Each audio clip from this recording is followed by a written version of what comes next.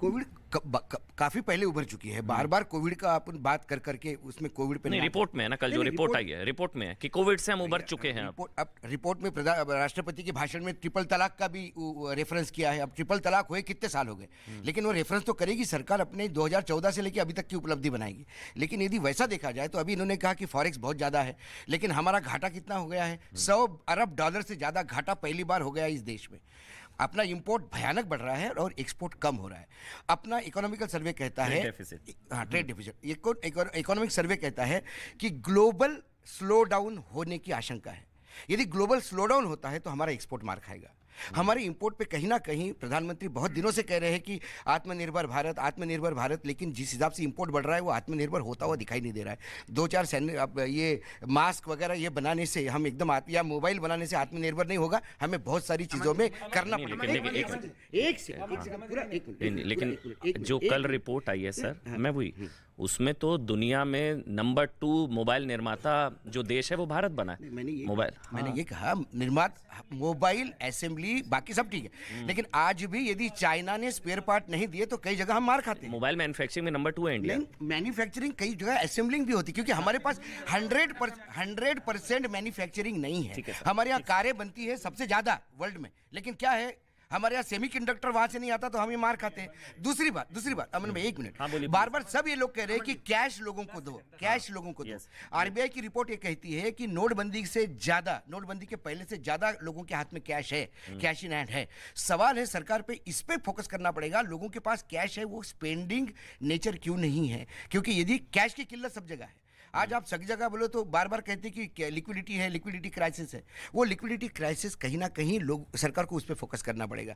क्या करना है क्या नहीं करना है, बड़े बड़े वित्त मंत्री, बड़े बड़े अर्थशास्त्री बैठे हैं, they have to focus on that.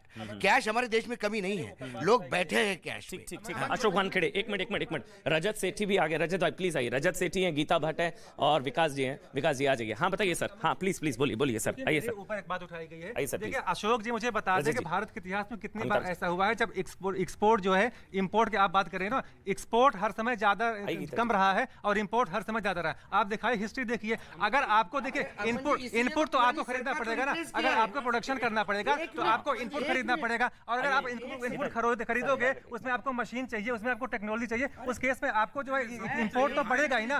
तो इंपोर्ट बढ़ना कोई मैं बुरा नहीं मानता हूँ। अगर आपको एक्सपोर्ट पे फोकस करना है, आपको आगे बढ़ना, ग्रोथ लानी है, आपको रोजगार देना है, तो इंपोर्ट तो बढ़ेगा ही, और इंपोर्ट बढ़ना कोई बुरी बात नहीं है। और मैंने कहा ना आप मुझे रोहन एक मिनट। हाँ रोहन लाल बोलिए।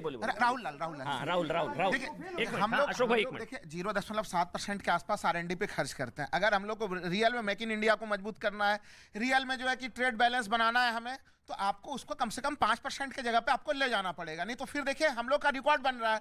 आज स्वतंत्र भारत में चीन से सबसे ज्यादा निर्यात करने का रिकॉर्ड बना है। तमाम हम लोग तनाव के बावजूद नंबर 1 से निर्यात, हम लोग चीन से सबसे ज्यादा आयात करने का रिकॉर्ड बना, जबकि हम लोग निर्यात करने का प्रयास कर रहे थे। तो ये स्थितियां में आपको R&D पे जोर देना पड़ेगा। ये कहना कि नहीं ट्रेड डेफिसिट पर फोकस होना चाहिए। दूसरी चीज देखिए, एक चीज और मैं कहूंगा इसमें कि देखिए कितना ट्रेड डेफिसिट अभी आपको लग रहा है कि कितना है और कितना हो जाना चाहिए, क्या टारगेट होना चाहिए, कितना ट्रेड डेफिसिट? हमें देखिए जैसे देखिए कम से कम मैं ये चीज कह रहा हूँ कि जैसे अमेरिका के साथ हम लोग सरप्लस में चल रहे हैं ना, हो तो जाए जीरो तो सबसे बेस्ट चीज है। लेकिन मैं कह रहा हूँ मैं कह रहा हूँ चीन के साथ तमाम तनावों के बावजूद भी हम लोग आखिर वो आयात घटा नहीं पाए, बढ़ ही रहा है। ये जो सबसे बड़ा पॉइंट मैं कहना चाह रहा हूँ, खाली देखिए आपको मध्यम वर्ग को छूट देनी चाहिए। पिछले साल के देखिए पहले के बजट में हम लोगों ने कारपोरेट टैक्स में छूट दिया, उसको 15% तक कर दिया। एक ब्रेक ले रहा हूं, कुछ देर में निर्मला सीतारमण बजट पेश करेंगी। 9:25 हो चुके हैं और बजट से पहले सेंसेक्स में बढ़त की खबर है। भाई आप जानते हैं थोड़ा ब्लड बाथ चल रहा था मार्केट में लगातार एक रिपोर्ट के बाद, और अभी खबर है कि बजट से पहले सेंसेक्स में अच्छी खासी बढ़त है। छोटा सा ब्रेक ले रहे हैं, तुरंत हाजिर होंगे। छोटा सा ब्रेक, सिर्फ 1.5 घंटे का इंतजार, और 1.5 घंटे बाद वित्त मंत्री निर्मला सीतारमण पेश करेंगी बजट 11 बजे। छोटा सा ब्रेक।